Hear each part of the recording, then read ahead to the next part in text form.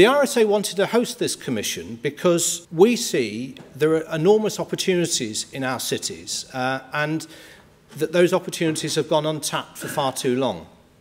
Internationally, we have a picture in which it's increasingly cities that are driving growth. They are the concentrations of productivity, innovation and creativity that will be the future of our economies. But in Britain, too many of our cities haven't been able to achieve their potential, partly because of a very over-centralised system.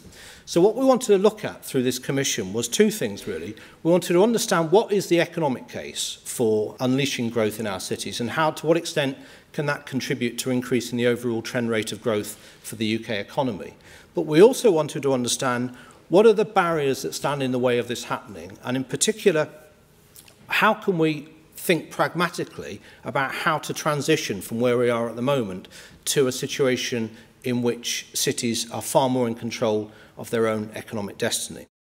I have really got two thoughts that I would bring to this morning's debate. And the first is that if you are going to devolve power to the local enterprise partnerships, which are the chosen vehicles the government has committed itself to, then I think it has to involve the enthusiasms of the entire country. In other words, you do not allow the Whitehall machine to maintain its monopoly in very substantial parts of England. Because if you allow that machine to remain, it will, first of all, continue to hold sway over very important parts of the economy. And secondly, the mere existence of that machine will enable it to continue in practice. So the issue that has to be addressed is the nature of the Whitehall machine and the monopoly status that over centuries it has acquired, because that is a very important part of the problem of devolution. That machine is not naturally sympathetic to giving up the power that it has achieved. And so you have to address that. And a very important part of addressing it is for the government to now address the issue of what sort of machinery are we going to have in Whitehall in order to preside over this shift of power away from Whitehall. And you've only got to think about the words I've used, shift of power, to realize high politics is the name of the game. I think that it will need the government to recognize a new opportunity. At the moment, you only have to look at the quangos, you have to look at the employment processes and the numbers employed by central government departments to realize that government not only determines policy, they execute policy. They either execute policy directly or by means of the many controls that they use to ensure that local government does what central government wants.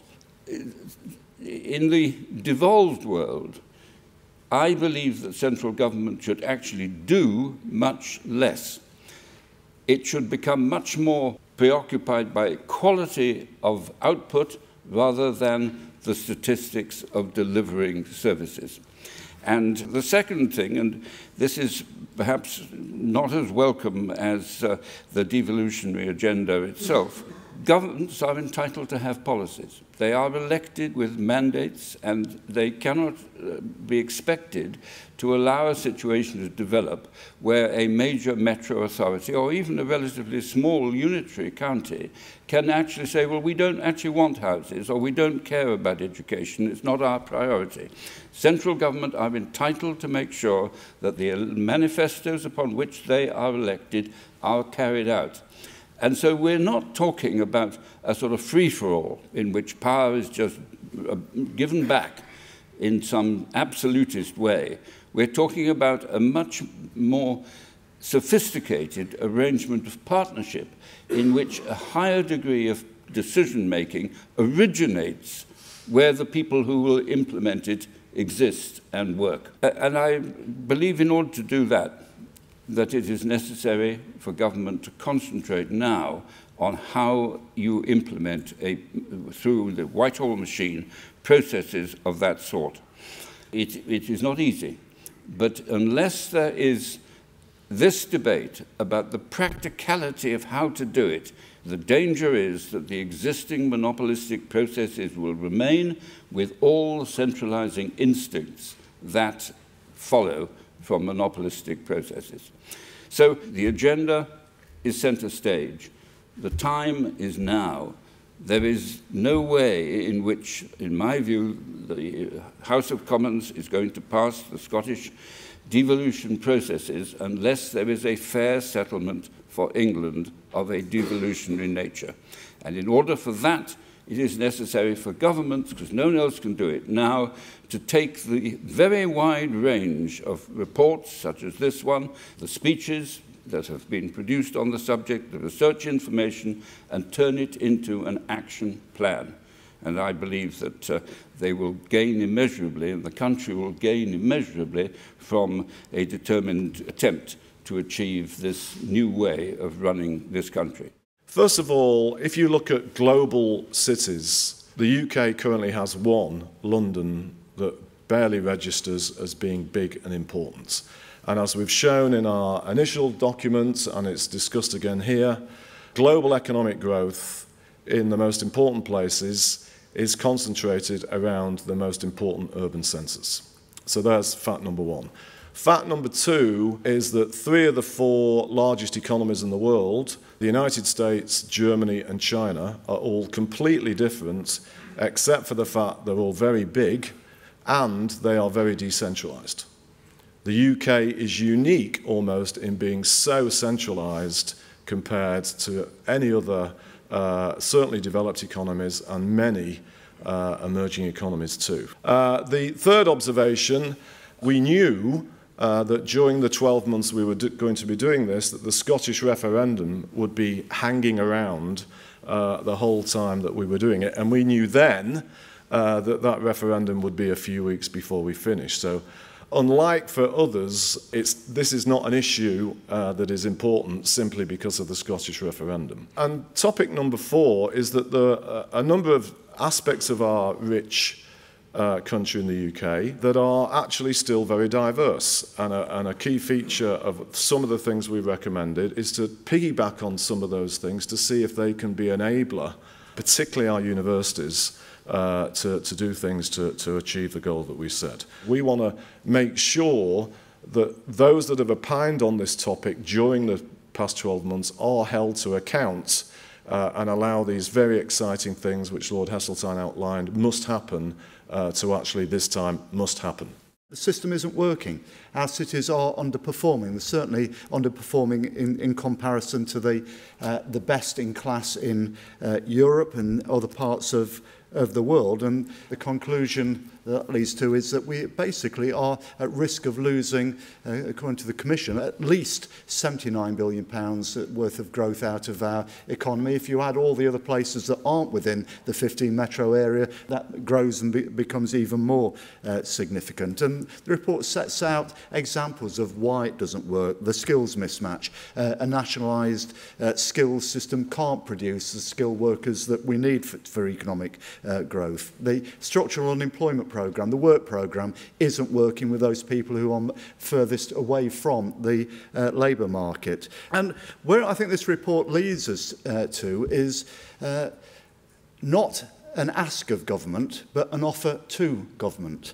It's an offer to government that says that your centralised, one-size-fits-all, siloed systems are broke, and our offer to you is that we can fix them, and we can fix them by doing things at the right spatial level. It is an offer of an integrated approach, an offer that probably for the first time ever allows us to start uniting economic and social policy. So not only do we get accelerated growth, not only do we get accelerated job creation, we also have the tools to make sure that local people can benefit from that job creation, that we reduce dependency, we create more independent people, more independent families. One of the things it requires is scale. It requires councils working together, operating in that right economic geography.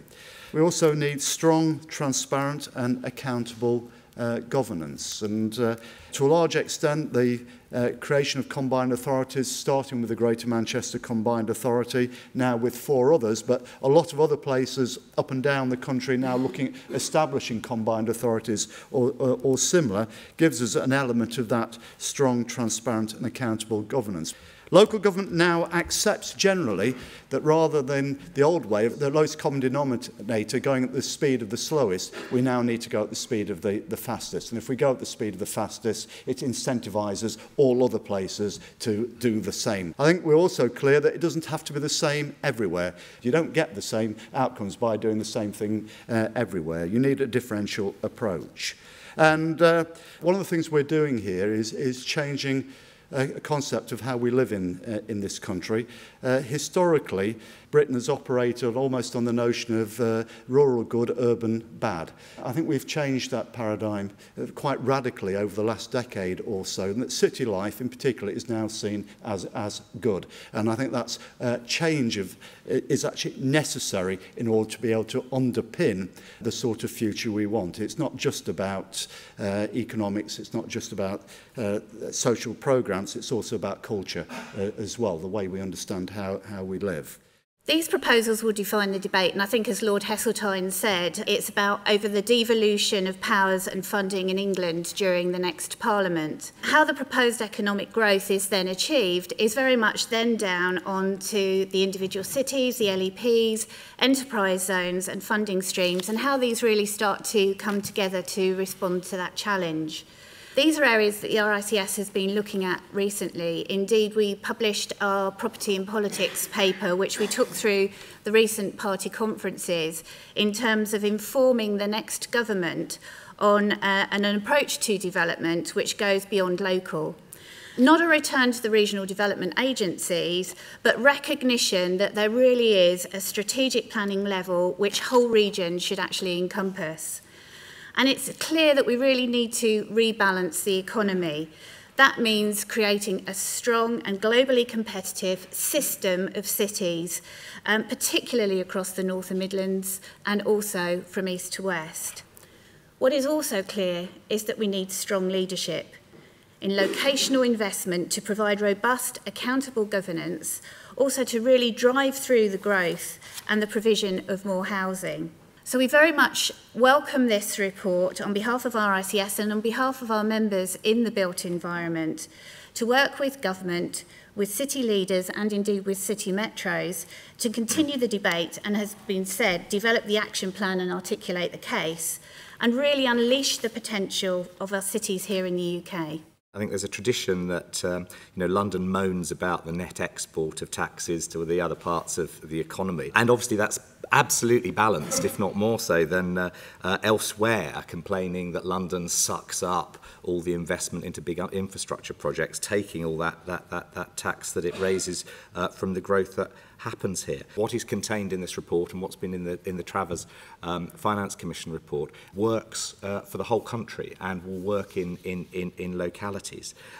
So all cities and all other metro localities would benefit from this. We have a mutual interest in each other's success, getting greater devolution, both fiscal but also public service reform, because it does go much further than just the property taxes issue. We rightly focus on how vital it is for England cities to be empowered, to integrate public services properly, a better managed demand in a time of austerity, focus on really cost-effective prevention of social problems, rather than, as we've always been doing, dealing with the expensive consequences of failure. And the second thing there is about accountability. Yes, local government and groupings of boroughs, combined authorities, have to work on accountability mechanisms that are suitable for expenditure of money from the public purse.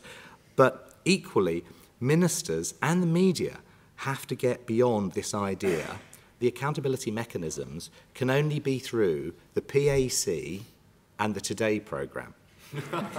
We have to move on. And actually, when there is a failure, whether it's in Manchester or Hackney, Richard and I would expect to be held to account. And that's why we stand for election, to deliver outcomes and be held to account on how they are delivered. We don't want to hide behind ministers making excuses about the failure of a national programme. We want to be held account, hopefully for the successes of locally designed and locally delivered programmes. I just commend, add my praise to the report. I think it's quite a landmark report actually, and I think it takes the debate on a level in particularly looking at things through an investment prism. It brings out new issues like digital and data, which are fundamental to the success in the new economy of any place.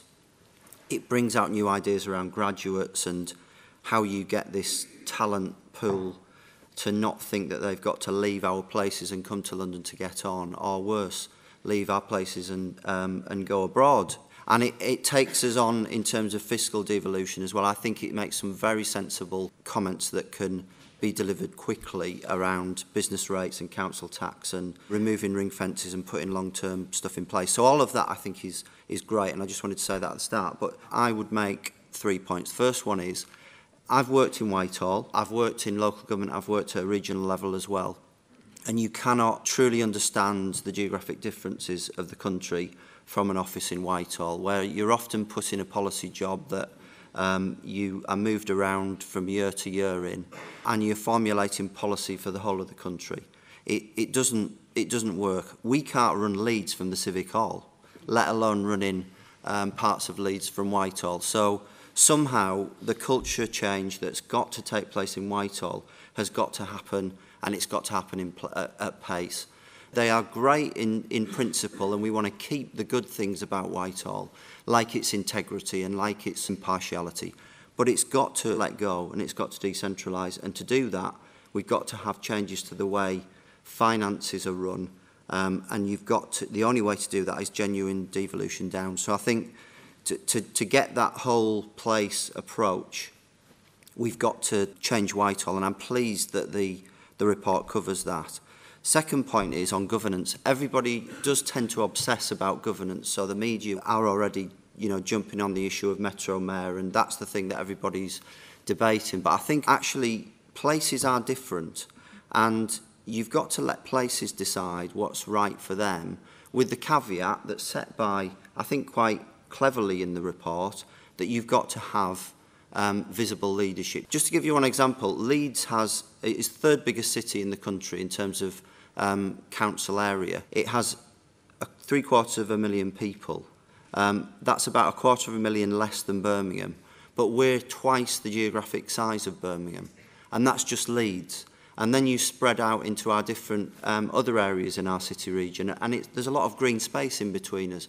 The Greater Manchester area is more urbanised, and it's closer together, if you like, and it's more of a single place. So even Leeds and Manchester, who are seen as maybe similar, have got to think differently about how we develop and how we do things and how we run our systems. And the final point I would make is this, just to reiterate, let's move at the pace of the fastest and not the slowest, but not to the detriment of others. We're always put in this league table of, who's ahead of the game.